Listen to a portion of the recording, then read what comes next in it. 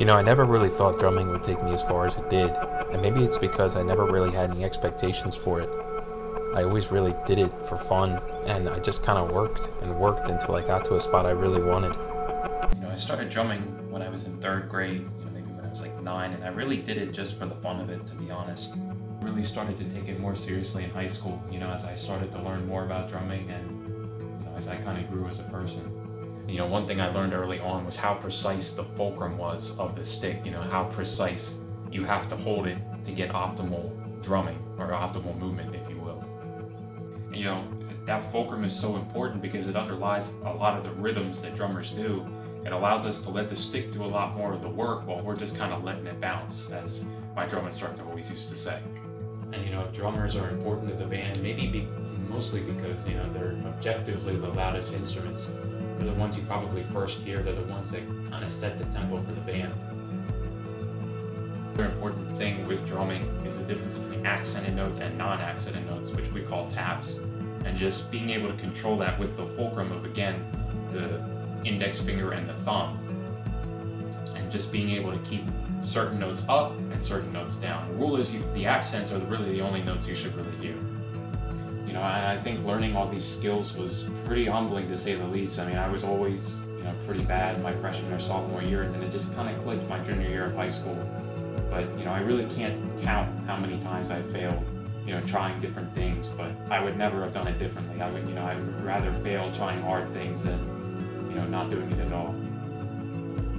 And, I've been in my school's marching band in my freshman year, but my sophomore year, I was able to join the drum line, which was a humbling experience, to say the least, just because of how many upperclassmen were on the drum line, but it also became a learning opportunity very quickly.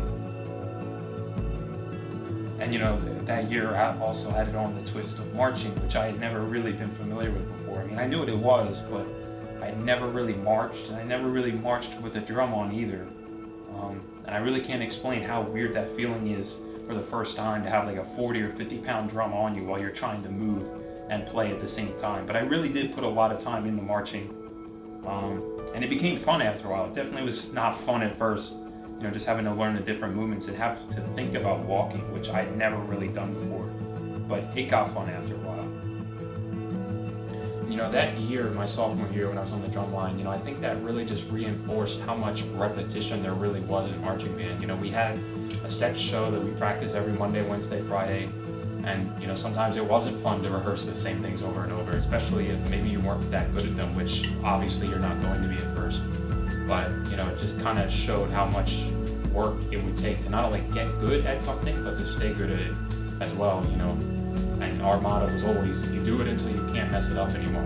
And obviously for me that took a little bit, but it was definitely worth the work. And that sophomore year, it ended in a state championship for our high school marching band. And that felt really cool to be a part of, especially because I felt like we had really earned it. It was pretty smooth sailing the whole year. We had won at a lot of competitions, but obviously championships is where it matters. And we had a really good performance and won our first state championship in over 40 years. And my junior year was pretty different. Like I said, my sophomore year, drumline was filled with mostly upperclassmen, and those upperclassmen graduated. So my junior year, I was kind of thrust into a leadership position. Not necessarily that I didn't want to be in it, but I really didn't have a choice.